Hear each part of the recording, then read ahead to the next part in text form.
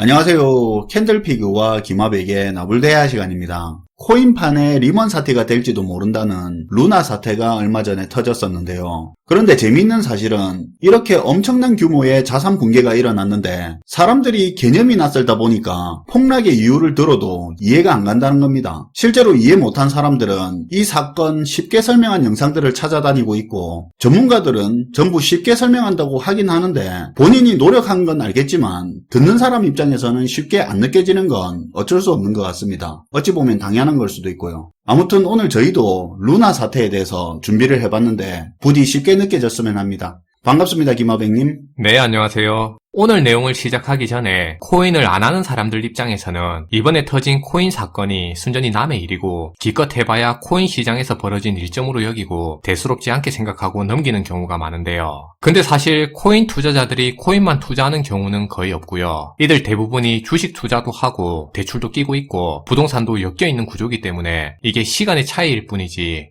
이번에 코인 시장에서 대규모로 자산 가격이 무너졌다는 말은 나중에 주식 투자 대출 상환에도 영향을 미칠 수 있다는 의미가 될 수 있고요. 아니면 최소한 가계 경제에도 영향을 끼칠 수 있는 일이 될 겁니다. 사실 최근 코인 시장에 있었던 일 보면 제도가 얼마나 허술했는지 규제가 얼마나 없었는지를 증명하기도 하는데, 이걸 보면 이번 루나 사태가 먼저 터진 하나의 사건이라고 볼 수도 있겠죠. 네, 이런 관점에서 보면 이번 코인 사태가 되게 의미 있는 사건이라는 점을 강조드리고 오늘 내용을 시작해보도록 할게요. 오늘 다룰 내용이 이번 루나 사태에 대한 내용인데, 사실은 지난주에 이 내용을 다루려고 원고를 준비했다가 포기를 했던 내용입니다. 왜 포기를 했냐면 혹시나 해서 원고를 기준으로 다른 사람한테 설명을 해보니까 아예 못 알아듣는 거예요. 처음에는 눈 반짝반짝 하면서 듣다가 갑자기 의문 가는 표정을 짓다가 나중에는 그냥 됐고, 그래서 결론이 뭔데 앞으로 코인 시장은 괜찮겠나 하는 그런 태도로 나와버리니까 이렇게 해서는 결국 도저히 설명이 안 될 것 같아서 사실 지난주에 포기했던 내용입니다. 근데 지난주부터 루나 사태 찾아봐도 이해 안 간다고 다뤄달라는 메일도 오고 댓글도 계속 달려서, 그리고 개인적으로도 도대체 이걸 어떻게 설명해야 이해시킬 수 있을까 하는 그런 오기도 생겨서, 그래서 예전에 원고 준비했던 거 다 드러내고 진짜 기본적인 개념 베이스로 본질적으로 필요한 것만 해서 다시 준비해봤습니다. 이게 보니까 듣는 사람 입장에서 중간중간에 앵커 프로토콜이니 뭐니 하는 낯선 개념이 자꾸 등장하고, 듣다 보면 낯선 개념이 의문을 낳고 그 의문이 또 다른 의문으로 이어지다 보니까 사실상 하나하나 순차적으로 다 이해하면서 넘어가는 게 거의 불가능하더라고요. 다 걷어내고 받아들여지는 부분을 중심으로 뼈대를 만든 다음에 그 이후에나 부가적인 정보 덧붙여가면서 정리를 하는 게 가장 현실적인 전달 방법이겠구나, 그런 생각이 들기는 했습니다. 네, 맞아요. 먼저 이번 테라 루나 사태를 이해하기 위해서 제일 먼저 알아야 될 개념은 스테이블 코인입니다. 안정적인 코인이라는 거네요. 그쵸. 우리가 기존의 코인 시장에서 거래되고 있는 코인을 진짜 현금처럼 쓰는 게 불가능한 이유가 뭐냐면, 지금 코인 시장에서 코인 가격이 변동하는 폭을 보면 알 수 있죠. 그만큼 가격 변동이 극심하기 때문인데요. 안 그래도 지금 보면 인플레이션으로 돈 가치가 떨어져서 물가가 오른다고 전 세계가 난린데, 코인처럼 화폐 가치가 크게 변동되면 안 되기 때문이죠. 그러다 보니까 가격 변동을 최소화한 형태로 가치가 안정적인 코인이 필요하게 됐고, 그게 바로 스테이블 코인인데,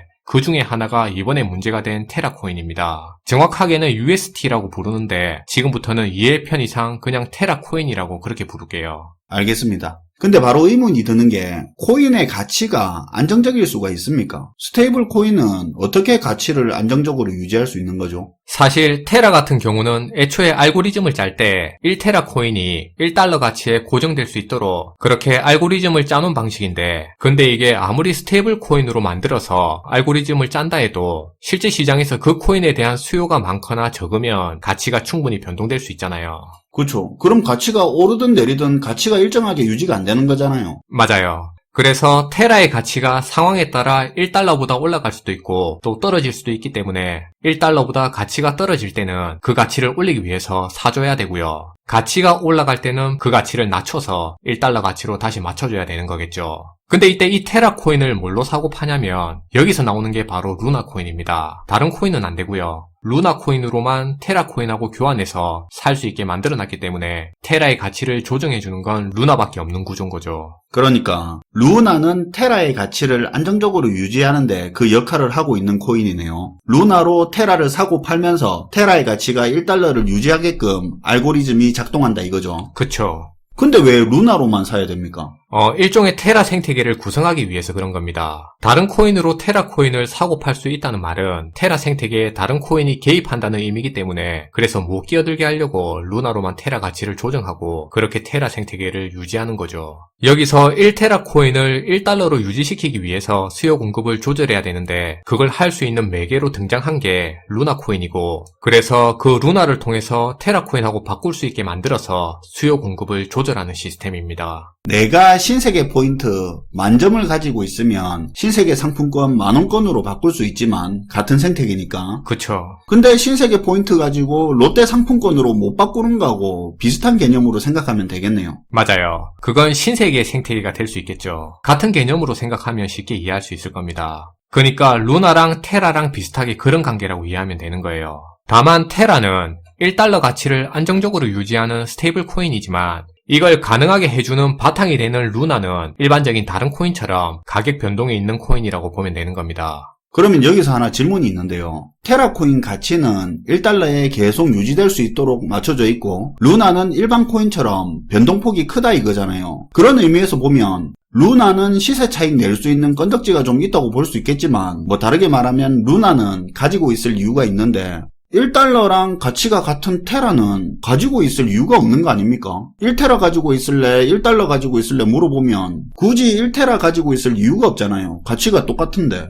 근데 여기서 만약에 테라 코인이 예금이나 채권처럼 연이자를 주는 그런 코인이라면 어떨까요? 달러도 예금하면 이자 나오잖아요. 많지는 않지만. 그럼 확정으로 연이자 20%를 주는 코인이라면요? 20%요? 테라 들고 있으면 연 20%를 이자로 준다는 그 말입니까? 네, 그 말이에요. 아니 그러면 달러가 아니라 무조건 테라를 가지고 있어야지. 그쵸. 게다가 이 테라 코인 자체가 1달러 가치에 연동되는 코인이니까 연이자 자체도 달러 가치로 안정적으로 보장되는 거고요. 그러면 테라 코인을 사야 할 이유가 있는 거네요. 맞아요. 그래서 테라 코인을 사게 되는 겁니다. 그럼 테라를 사려면 뭐가 있어야 됩니까? 루나가 있어야죠. 그렇죠. 그럼 루나 가격은 어떻게 될까요? 오르겠네요. 맞죠. 그래서 기존의 루나 가격이 계속 올랐던 겁니다. 이러면 테라 수요도 늘 거고 테라 사려면 루나 코인이 필요하니까 루나 코인 수요도 늘고 발행도 막 늘면서 가치까지 같이 올라가게 된 겁니다. 근데 여기서 우리가 상식적으로 한번 생각해보자 이거죠. 앞에서 테라 코인을 가지고 있으면 연이자 20%를 확정적으로 준다고 했는데 상식적으로 지금 전 세계에 있는 투자 상품 중에 안정적으로 20% 이상의 수익을 창출할 수 있는 그 수단이 있냐는 그런 의문이 들잖아요. 뭘로 이 20%를 줄 수 있냐는 겁니다.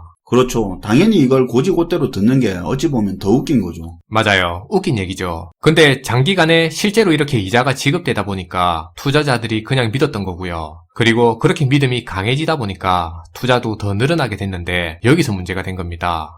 앞에서 테라를 사서 맡기면 연이자 20%를 준다고 했잖아요. 이러다 보니 테라 투자도 늘고 테라 발행량도 늘어나게 됐는데 문제는 연이자 20%로 워낙 높다 보니까 이 예금만 보고 투자한 돈이 늘어나게 됐고요. 결국엔 전체 발행된 테라 코인의 70% 이상이 이 이자를 받는 예금 형태로만 쌓이게 됐습니다. 그러니까 테라 코인을 운영하는 입장에서 보면 벌어들일 수익 모델은 없는데 이자를 지급해야 되는 테라 예금만 지속적으로 쌓이게 된 거죠. 이게 이자가 꾸준히 지급되는 상황에서 루나 코인 가격이 계속 올라갈 때는 몰랐는데 어느 순간부터 버블 논란이 생기고 또 다른 자산이긴 하지만 주변의 주식 시장도 힘들어지고 그 사이에 가상화폐 시장도 큰 하락을 몇 번씩 맞으면서 자산 시장의 위험성 경고도 나오고 하다 보니까 이거에 대한 의문이 생겨나기 시작한 겁니다. 이 20%라는 수익을 앞으로도 계속 보장할 수 있겠냐? 지금 보면 별다른 수익 모델이 없는데 이게 계속 가능하겠냐는 그런 의문이 생기게 된 겁니다.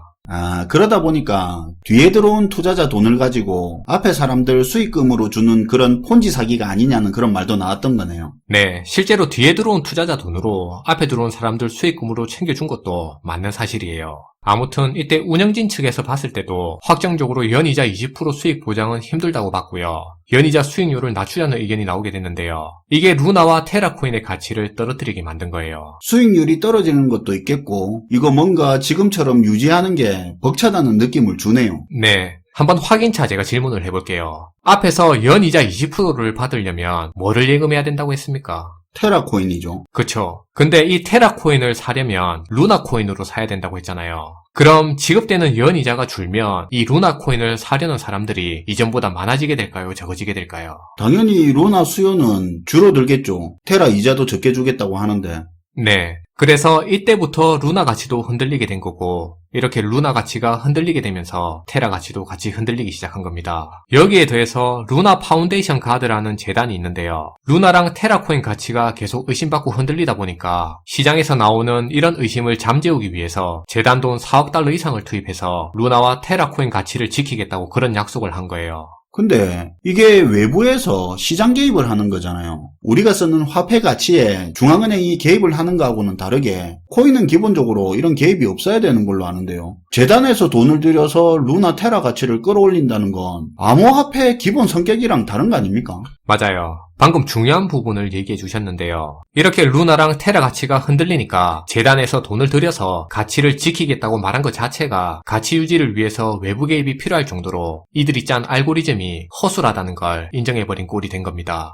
이게 가치를 지키겠다는 말이 좋은 의미로 해석될 수도 있겠지만 반대로 어떻게 보면 암호화폐로서 치명적인 내용이 될 수도 있겠네요. 네, 그렇게 되는 거죠. 그리고 이런 상황에 엎친 데 덮친 격으로 공매도까지 터지게 됩니다. 1달러에 맞춘다는 테라가 아무리 가치를 올려봐야 최고가는 1달러 근방이 될 거고, 반대로 그 아래로는 0까지 열려있는 상황이니까 공매도 치는 입장에서 보면 부담 없이 공매도하기에 엄청 좋은 조건이 된 거죠. 그러다 보니 대규모 공매도도 터지게 됐고요. 이런 하락 흐름세에 투자자들 공포까지 커지면서 루나코인 폭락이라는 이런 일이 벌어지게 된 거예요.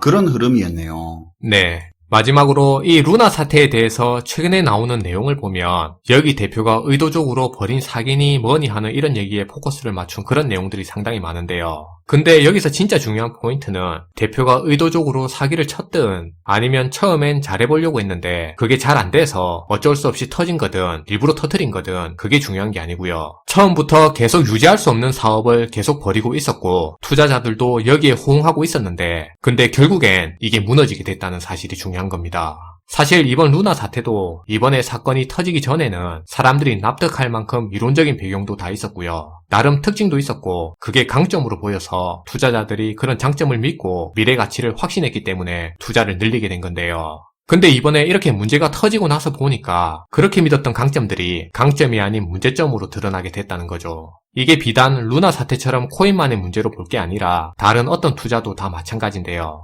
우리가 원래 어떤 사업을 하고 투자를 하든 돈이 몰리고 있을 때는 모든 게 잘 돌아가는 것처럼 보입니다. 근데 투자가 줄기 시작하면 그때부터 투자자 입장에서 보기 싫은 그런 불편한 진실들이 모습을 드러내기 시작하는데요. 특히 투자 시장에서는 기반이 취약한 자산부터 그런 모습을 드러내기 시작하는 겁니다. 그렇게 무너지는 자산들은 시간을 두고 다른 자산에 영향을 주기도 하고요. 이번 루나 사태를 단편적인 하나의 개별 사건으로 볼 게 아니라 연속적인 흐름에서 과정 중의 일부로 생각할 필요가 있고요. 그런 불편한 사실들이 드러나기 전에 자산 시장에서 지금 우리가 보고 있는 장점들이 과연 나중에 문제가 될 여지는 없는지 그 부분을 미리 생각해 볼 필요가 있을 것 같습니다. 그래서 오늘 이 주제를 다뤄보는 시간을 가져봤습니다. 네, 오늘도 잘 들었습니다, 김하백님. 네, 감사합니다. 오늘은 최근 루나 사태에 대해서 이야기를 해봤는데요. 저희 나름대로 이해를 쉽게 하기 위해서 고민을 많이 했는데 좀 쉽게 이해할 수 있는 시간이었으면 합니다. 시청해주셔서 감사하고요. 지금까지 나불대화 시간이었습니다.